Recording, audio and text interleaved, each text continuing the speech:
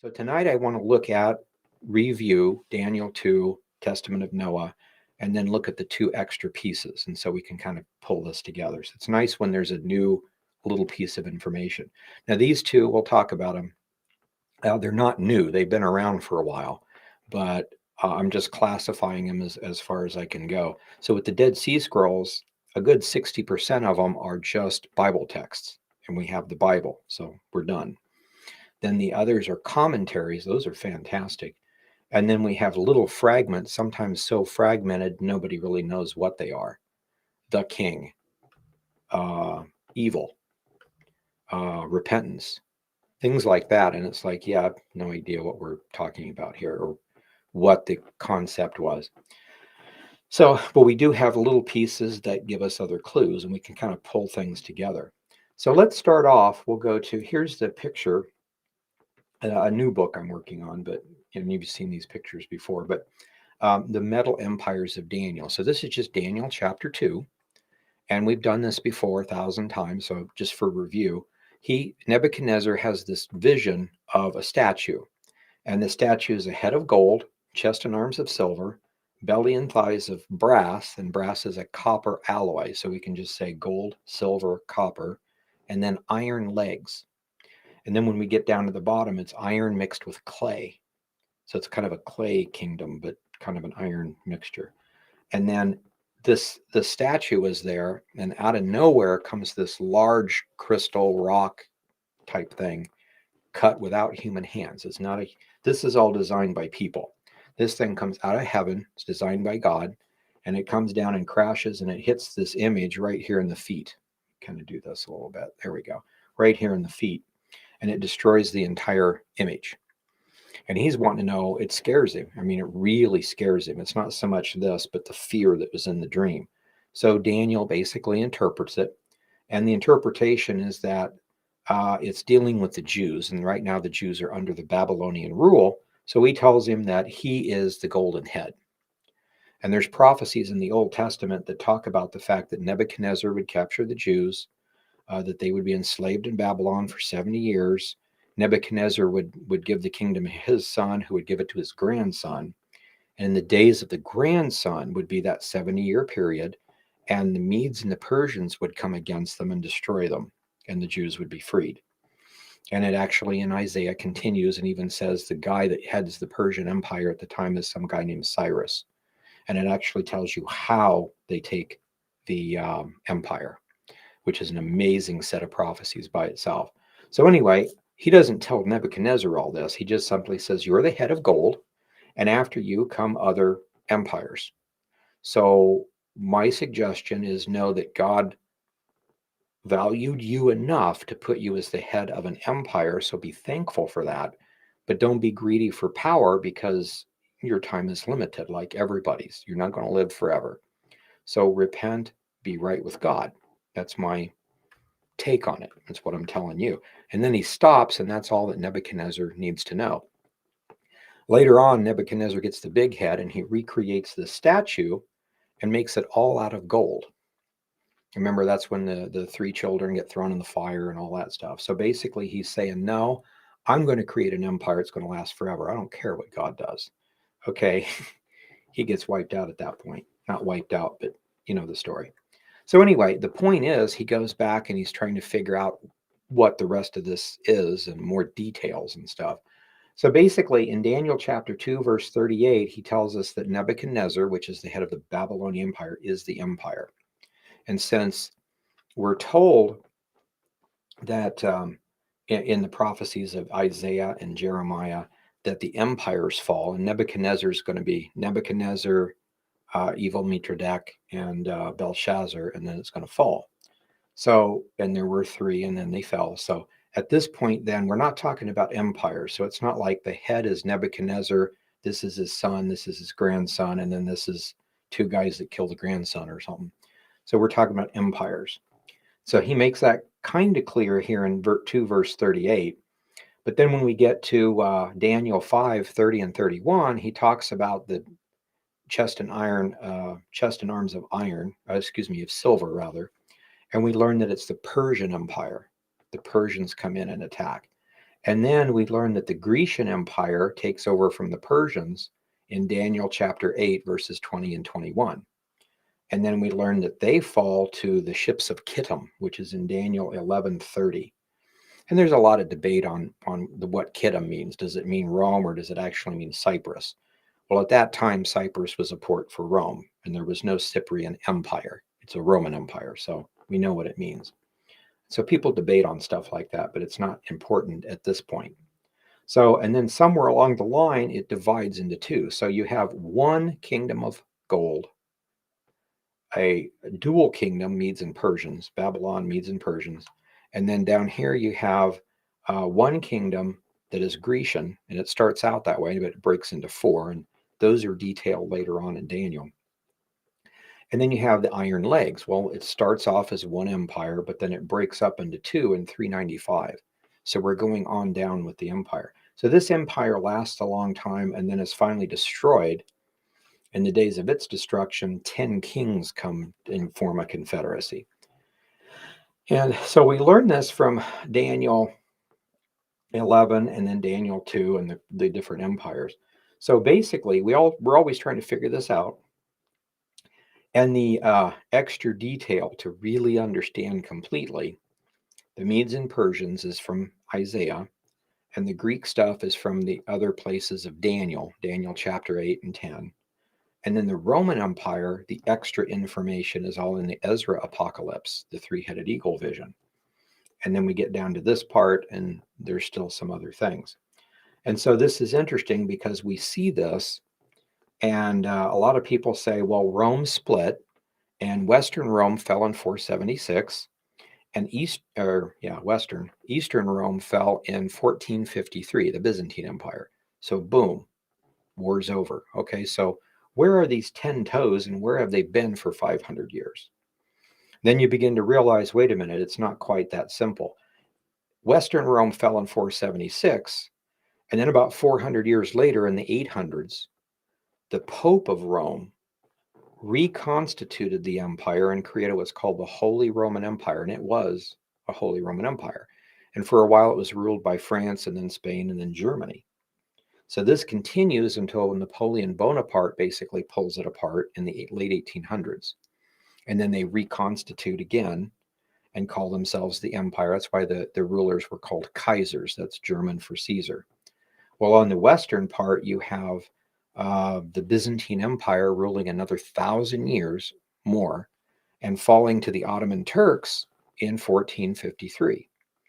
Now, two things happen at that point. Some of the Caesar's daughters actually might flee, and migrate and marry the royal Russian house. And so shortly thereafter, the Russian kings started calling themselves czars, and it was a czarist empire. Well, czar is Russian for Caesar. And the other part of that is just because someone else, there's lots of dynasties that take over. So the Islam became the religion of that empire, but it's still that empire. So the Ottomans ruled in a Muslim form. Remember, in the very beginning of this, with Rome, Rome was pagan. They worshiped Zeus, Hera, Hercules, those guys. And it wasn't until 395 that it became a completely Christian empire, but it's still the same empire. So down here, if it becomes Muslim, okay, it's Muslim now, but it's still the empire. So that's why we get down here, and I have 1917 because the Ottoman Empire tried to completely revitalize the empire, reconstitute the whole thing. Germany sided with it, or did they side? Yeah. Anyway, so we entered the war, and this is what we call World War One, because the possibility of this empire being reconstituted is a very dangerous thing to everyone. And so with that coming, then Germany was defeated in World War One. The Ottoman Empire was defeated, and it was split up back into the different countries. And so 1917, and Russia was on our side at that point. Anyway, they had the Bolshevik Revolution, and the last of the czars were destroyed. So the Kaisers were gone, the Ottoman Empire was gone, and the czars were gone. So at that point, you could probably say, okay, the empire's finally destroyed. Well, not so fast. In the 1930s, there was a guy named Adolf Hitler who decided to reconstitute the empire and try to create a third or a second Holy Roman Empire, a third empire, Roman, Holy Roman, and his. And this would be called the Third Reich. Okay, and so this was to last 1,000 years and take over. And this time it's the same thing. He wanted to reconstitute the Ottoman Empire, but under his control rather than the other way around. Well, again, this is still an empire. And so we have World War II. And that ends in 1945 with Germany defeated again, the Ottoman Empire pieces defeated again, and the text goes on. So really 1917 or 1945, you can see down here at the bottom, would be the end of the empire. But for the last 50 or 70 years, where are the toes? So we're not quite done yet. And when you plug in the prophecies of Gog and Magog and the scrolls and a few other things, they paint a slightly different picture. So we're not going to try to get into this today, but the idea of these empires, gold, silver, copper, and iron, and then clay. Okay. So let's go over to Noah's and we'll look at everything so far and then those two new pieces. So let's see here. So here is the testament of Noah and the vision that he saw. So he sees an olive tree. In all the scrolls, the olive trees are the nation of Israel. And why they're unique is simply because the Messiah comes through them. And we need the Messiah. If he doesn't come, none of us have salvation. We're all destined for hell. That's all there is to it. So this is a very important, let me run it up here. This is a very important nation here, the nation of Israel. So all these other cedar trees are just nations. So you've got all these different trees and they're just nations and one special nation. So they're all existing, but in his vision, one by one, mountains of metal rise up. And the mountains of metal destroy all the trees in their area. And as they keep spreading, they keep destroying more.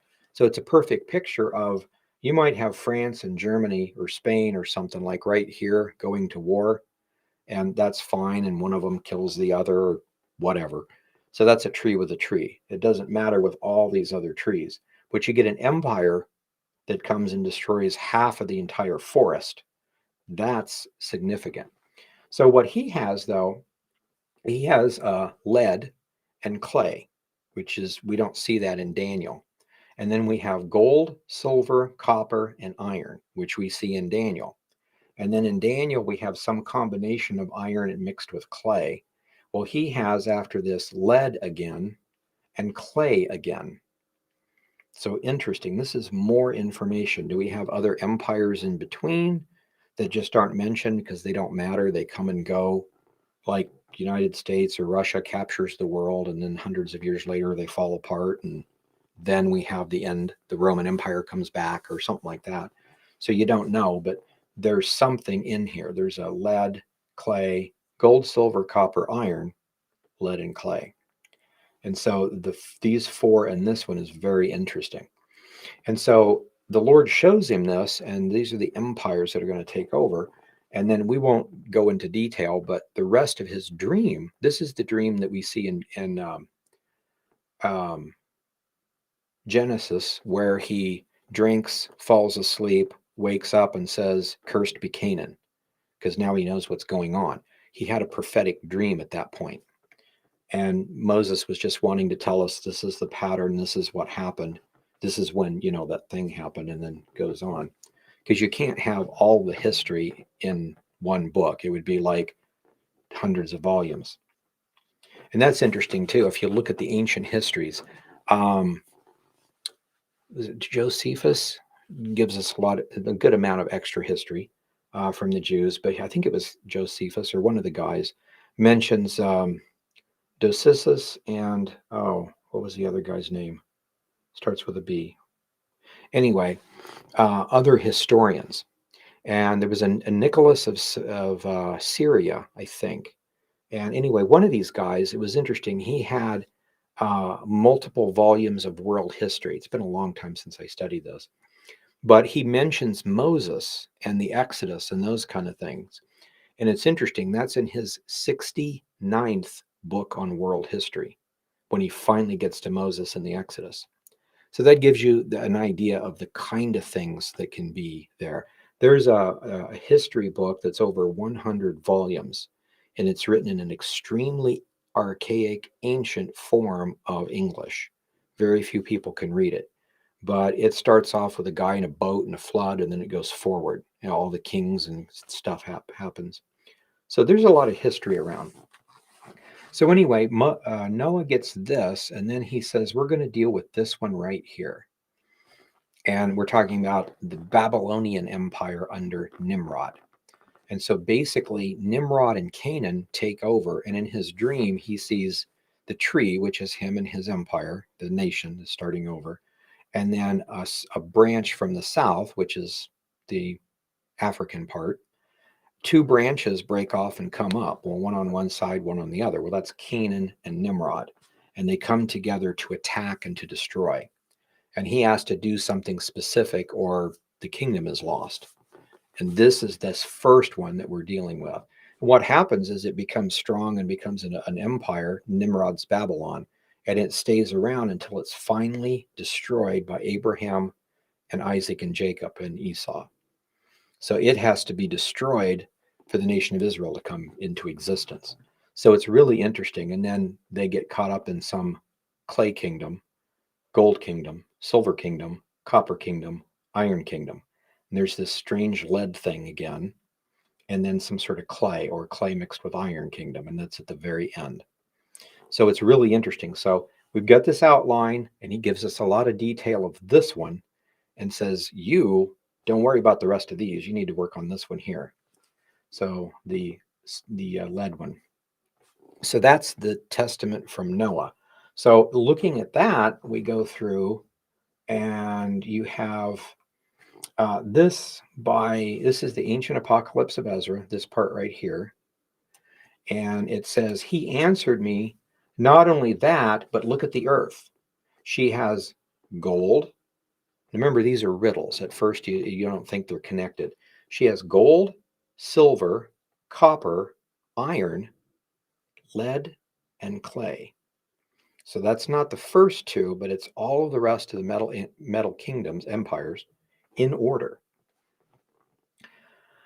And then he goes on to say there's more silver than gold, more gold than copper, more copper than silver, more iron than copper, and more lead than iron, and more clay than lead. So he's talking about the differences. Oh, incidentally, someone asked me, let me go back up here real quick. It asked me, why are all of these metals except for one? Why is it lead, gold, silver, copper, iron, and lead again? And then we got clay. Clay is not a metal. So if they're metal empires, why is it clay? The interesting thing about it is clay is made out of earth and it's got a bunch of minerals in it.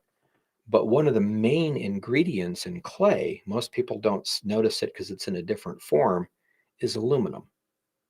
So that was really interesting to me because I'd wondered too, does that make it special? Yeah, it's a special kind of soft metal that's malleable, but you can take it, form it the way you want it, and then bake it, and it becomes hard. It's a special kind. So clay, or it's called soft metal also. Lead is also called stones. And we get that from galena stones, is one of the main sources of lead. So it's interesting, crystals. And most of these are, when you talk about an ore, it's a crystal form. You melt down the ore, that's when you get the actual metal that we think of. So there's gold crystals, copper crystals, etc.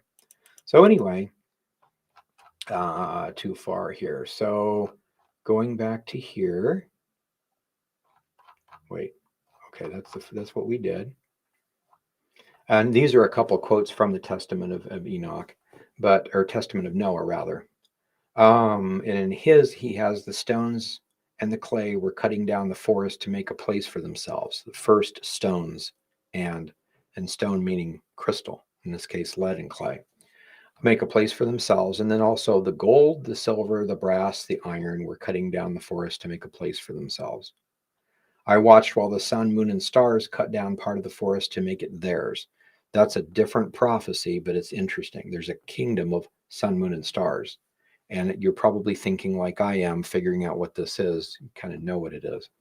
Anyway, and so we come to here. This is what we just read. So the Ezra Apocalypse has got the same thing. Not the first two. The top one has the first two. This has gold, silver, copper, iron, lead, and clay. And then it talks about other stuff. Now we get to the book of Enoch, and it's pretty clear he's talking about a vision at this point. This could be possibly just a metaphor, but it's a metaphor based off of what's probably a dream that we may or may not have the whole parts to. But in the book of Enoch, it's pretty clear. He sees these mountains and he says this: these mountains which your eyes have seen, and they are the following. There's the mountain of iron, and notice he's going backwards: iron, copper, silver, gold, and then some sort of soft metal, which would be the clay, aluminum, and a mountain of lead. Again, lead, crystals, rocks, that kind of stuff. And these all melt as wax before the presence of the Holy One. And they do. They're destroyed by the empire that comes out of the heavens. So this is an interesting thing, and that's about all I had. But so now here's the two new pieces. So in 4Q 552 and 53, and again, the way this works is there are all these fragments. So there's been some, I think, 53 or 54 caves in the Judean hills that have been excavated, looked at, and most don't have anything in them. They run through with a fine tooth comb, but don't find anything. So out of these 53 or 54, there have been 12 now, 12 caves that were found to have something in them, some sort of writing, pottery, pieces of paper, or something. And so what this is when you, and that's in the area of Qumran, in that area. So when you have 4Q, that's the fourth cave in Qumran out of the 50 some that they actually found something. And so in this case, this is document number or fragment number 552 and 553. Cave 4 had a ton of papers, fragments, a lot of little fragments, but over, I think, close to, not quite, but close to 600. And all the other ones combined, you have 900 and some. So you can see this has got well over twice as many as all the rest of them combined. But anyway, in this case, it's something called the Four Kingdoms is what it's called. But this is what it says. And this is all there is to it. There's no more. So that's what makes it interesting. So he's having some sort of a vision. He says, I arose at dawn and saw 4 trees. Now, again, we know that trees are nations. They can become an empire. So we'll see what happens. But there's 4 trees. One tree grew tall and the others were dwarfed by it. Sounds like it's becoming an empire. And he said, do you know the species? And I said, how can I see and understand this? And I have no clue. And then the first tree assimilated something. It sounds like it took over other trees or did something, right? And so we don't know the rest of that. So it's fragmented. So he says, and I asked him, what is your name? And he said, Babel. Okay, that sounds like Babylon. So I'm guessing Babylon, Media, Persia, Greece, and Rome, 4 empires. We'll see. And I said, and so apparently we're talking about the second one.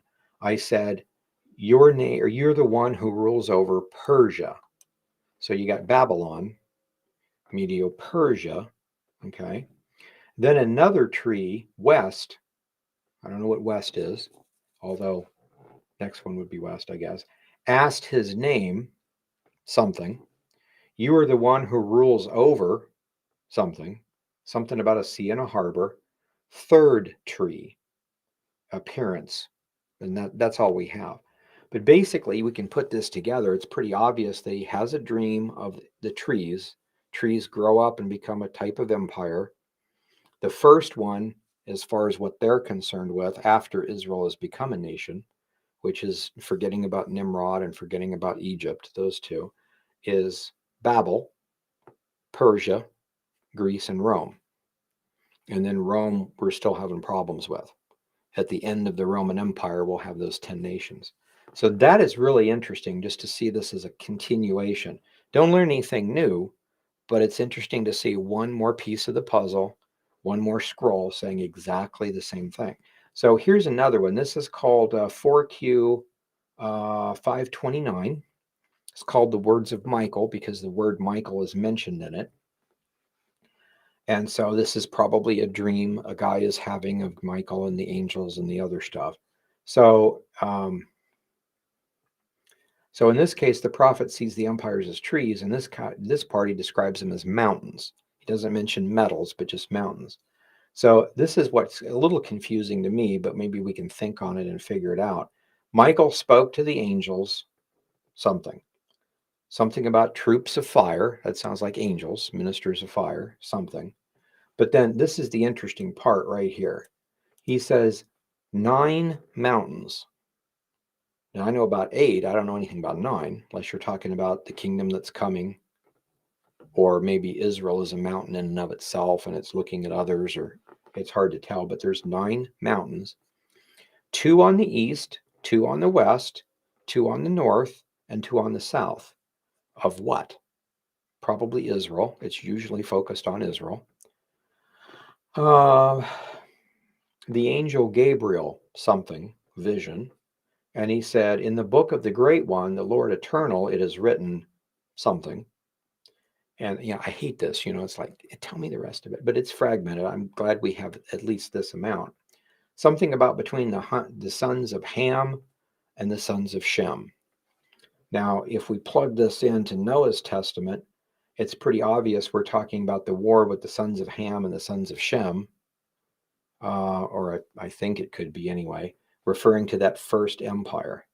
So he might be saying before Israel was created, we had the war between the sons of Ham and the sons of Shem, and as it goes on. So it could be those. And that would also be Egyptians.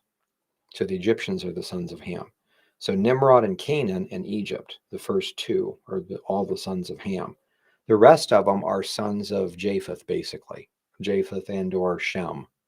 Because you've got Babylon, which is the Chaldees. That was a son of Shem. You've got Asher, Assyria. Asher was a son of Shem. And then Elam and Persia, I think, are all Elamites. That would be a son of Shem. And then son of Japheth would be like the Greeks and the Romans, so the Syrians, stuff like that. So anyway, so this is pretty interesting here. So our 2 new clues are most things don't worry about the 2 old ones, but we're focusing in on, and apparently it's important for us to see a pattern of gold, silver, brass, and iron. And I'm sure you, like me, want to know all about that iron. And we'll get to it. We'll go back and we'll have studies on the Ezra Apocalypse and pull it together as much as we can. But this is new to me. So I was sharing this on one of the networks, and one of the guys said, well, do you remember your quote in the End Times by the Church Fathers? And I vaguely did, but I went and looked it up. So here's Hippolytus on his book called The Antichrist. What we did on that is we took just a handful of quotes. Most people don't write on prophecy, and those that do don't write much. And back in the day, you didn't write much anyway.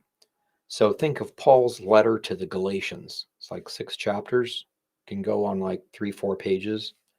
That's different than a 100-page book. And so everything was like that way back when. So in that particular book, the first thing we did, and we'll start studying some of these and going through it next week, but we looked at I think Barnabas said something, Justin Martyr said something, Papias said 1 or 2 things, which are important so that we know they believe those things, as though those are rock solid doctrines. Nothing groundbreaking, shattering. Of course, they would believe in a rapture and a 7-year tribulation and a second coming, but those things.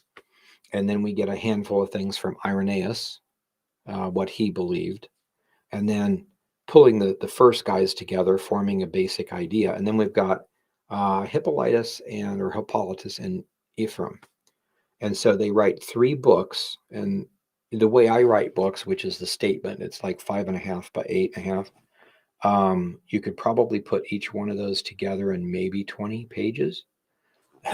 So we pulled all the quotes from the early guys and then reproduced in their entirety the 3 books, the 2 from Hippolytus and the 1 from Ephraim, to show you what they believed about end time prophecy. And there's some interesting things in there.